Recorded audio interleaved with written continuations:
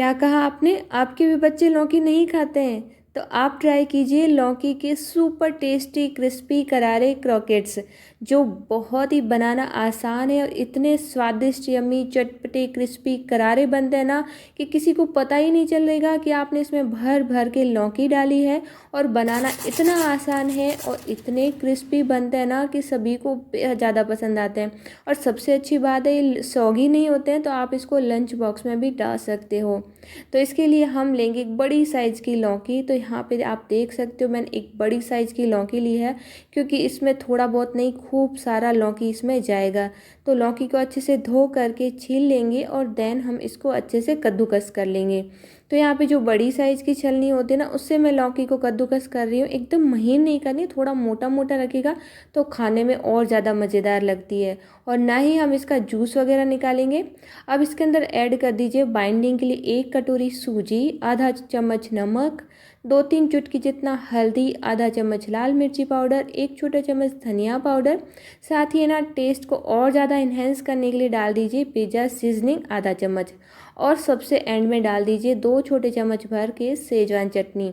इससे इसका फ्लेवर बहुत ही ज़्यादा यम्मी आता है और बच्चों को इतनी ज़्यादा पसंद आएगी ना ये क्रॉकीज़ कि ना आपसे डेली बनवाएंगे, डेली मंगवाएंगे लौकी।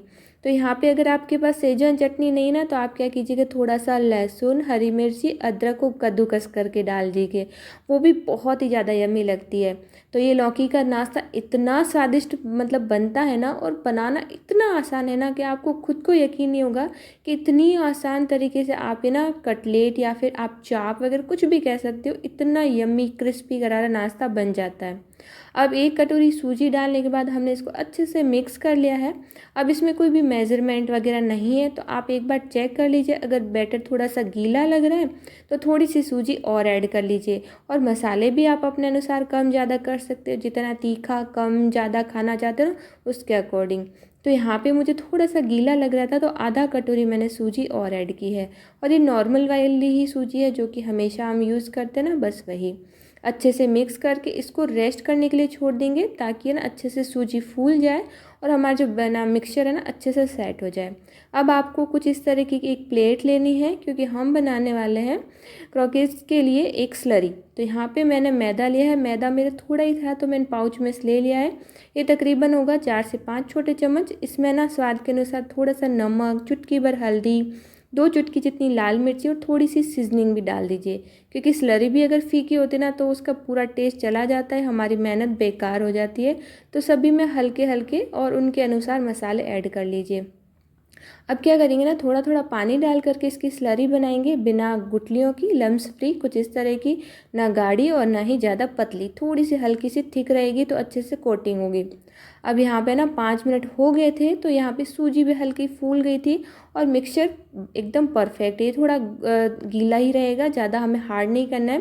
गीला मिक्सचर होता ना तो इसको खाने में अंदर से वो एकदम सॉफ्ट और ऊपर से क्रंची बनता है।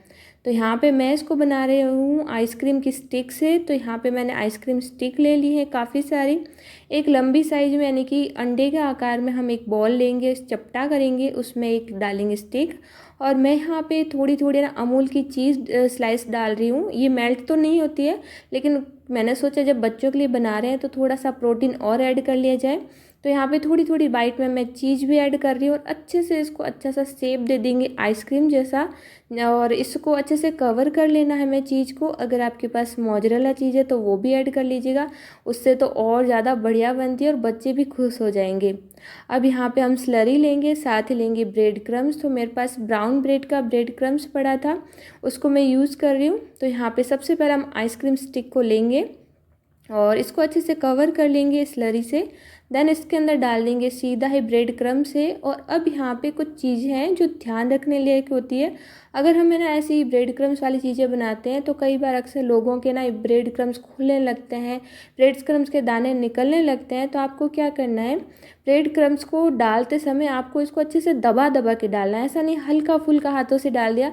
अच्छे से दबाओगे ना तो ब्रेड क्रम्ब अच्छे से स्लरी पे चिपकती है, निकलते नहीं है। एंड देन दूसरा पॉइंट मैं आगे बताने वाली हूँ जो सबसे इम्पॉर्टेंट है ऐसी चीज़ें बनाने में, ऐसी रेसिपी बनाने में। तो यहाँ पे पहला पॉइंट तो आपको ये ध्यान रखना है कि ब्रेड क्रम्स को आपको अच्छे से चिपकाना है हाथों से, जो स्लरी होती है ना उसके ऊपर। तो देखिए मैंने एक स्टिक बना दी है, दूसरी आइसक्रीम स्टिक बना रही हूँ। और ये जो क्रोकेट्स है ना बहुत ही ज़्यादा डिलीशियस लगता है ना। मैंने बच्चों को जब बनाया ना तो बच्चों ने यकीन ही नहीं किया, और मात्र 10 मिनट के अंदर बन के तैयार हो जाते हैं। अब यहाँ पे देखिए मैं ना इसको स्लरी से अच्छे से डीप कर रही हूँ, देन इसको अच्छे से कोट करेंगे ब्रेड क्रम से। अगर आपके पास ब्रेड क्रम्स नहीं है तो आप किसी भी मिक्स नमकीन का चूरा ले सकते हो, जो कॉर्न होते हैं ना, कॉर्न के चिप्स आते हैं वो ले सकते हो, या फिर आप सेवई भी ले सकते हो। तो जो आपके पास काफ़ी सारे ऑप्शन है इसको कोट करने के लिए। तो मेरे पास ब्रेड थी तो मैं ब्रेड ले रही हूँ, सबसे अच्छा ऑप्शन ब्रेड का ही है। इससे ना हमारे क्रोकेट्स ना एकदम क्रिस्पी करारे बनते हैं। देन जब आपकी ये स्टिक बन जाए ना तो आप क्या करोगे, इसको सबसे पहले फ्रीज़र में रखोगे।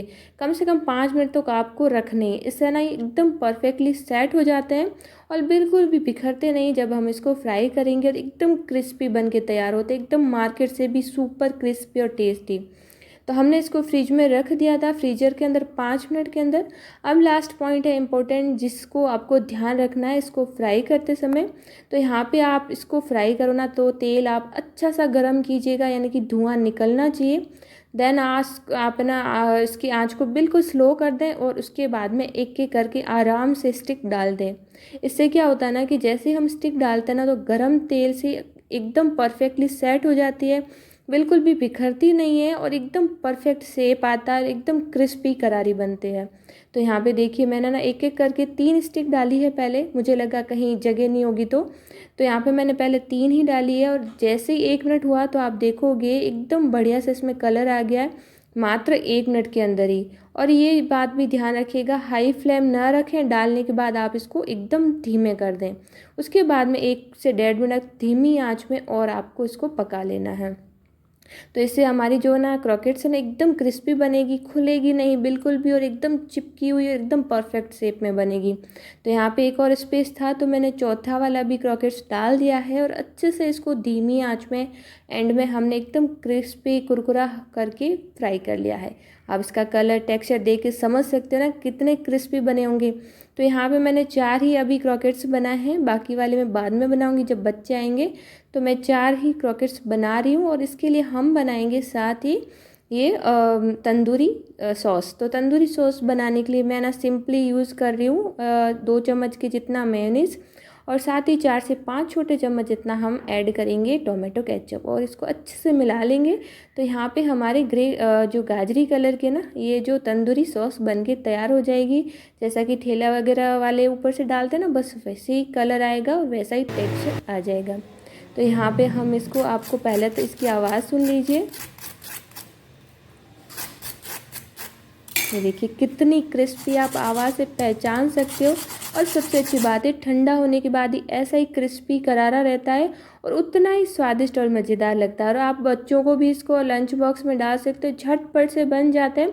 और इतना ही नहीं, अगर आपको और मतलब कम टाइम है मॉर्निंग में, तो आप इसको रात को बना के रख दें फ्रीजर में, और बस 5 मिनट के अंदर सुबह मॉर्निंग में फटाफट फ्राई करके बच्चों को लंच में देख सकते हो।